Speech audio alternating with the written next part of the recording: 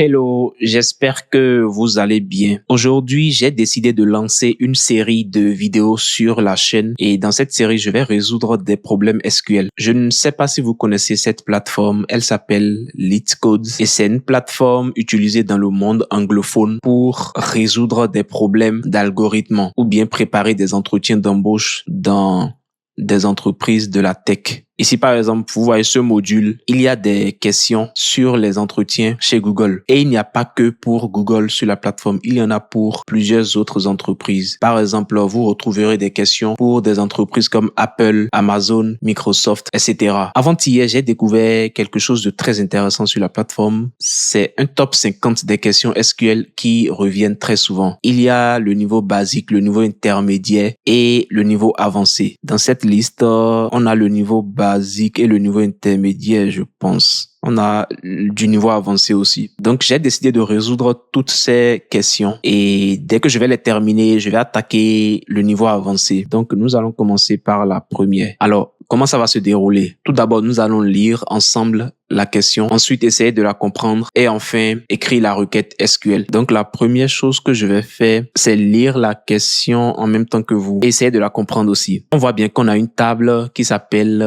produits. Dans cette table, il y a 3 colonnes. La première colonne, c'est l'ID des produits et c'est ça la clé primaire. La deuxième colonne, faible en matière grasse et la troisième colonne, recyclable. Ici, la deuxième colonne, faible en matière grasse, peut valoir 2 types. Le type Y et le type N. Y ici signifie yes, je crois, et N signifie no. Donc on dit ici que Y signifie que le produit est faible en matière grasse et N signifie que le produit ne l'est pas. La colonne recyclable aussi peut valoir 2 types. Donc le type Y et le type N, où Y signifie que le produit est recyclable et N signifie que le produit ne l'est pas. Et la question c'est écrire une solution pour trouver les ID des produits qui sont à la fois faibles en matière grasse et recyclables. On retourne le résultat dans n'importe quel ordre. Et ils nous ont même donné un exemple pour nous montrer le type de résultat qu'ils veulent.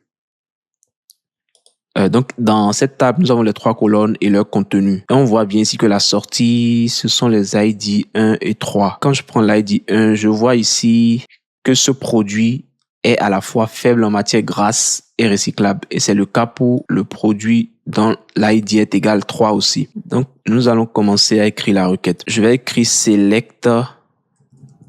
Et ici, on veut que les ID des produits. Donc, je vais mettre product ID.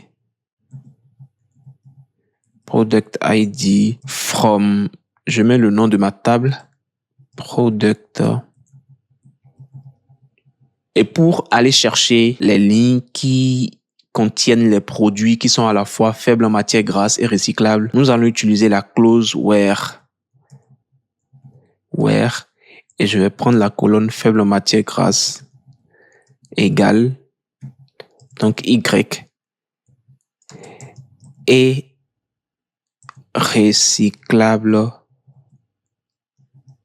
égale Y également. Dans le test, il nous avait dit que Y signifie que le produit est faible en matière grasse pour la colonne faible en matière grasse et pour la colonne recyclable, Y signifie que le produit est recyclable. C'est pour ça que j'ai mis où la colonne faible en matière grasse égale Y et la colonne recyclable égale Y. Et on n'oublie pas le point virgule. Maintenant, je vais valider et on va voir si le résultat, si nous ressort le même résultat que celui de l'exemple. On va attendre un peu. Ah, déjà, là, il me met accepted. Donc, il a accepté ma requête output expected. Donc, ça a marché. J'espère que vous avez compris. Si vous avez des questions, n'hésitez pas à me les poser en commentaire et je ferai l'effort d'y répondre.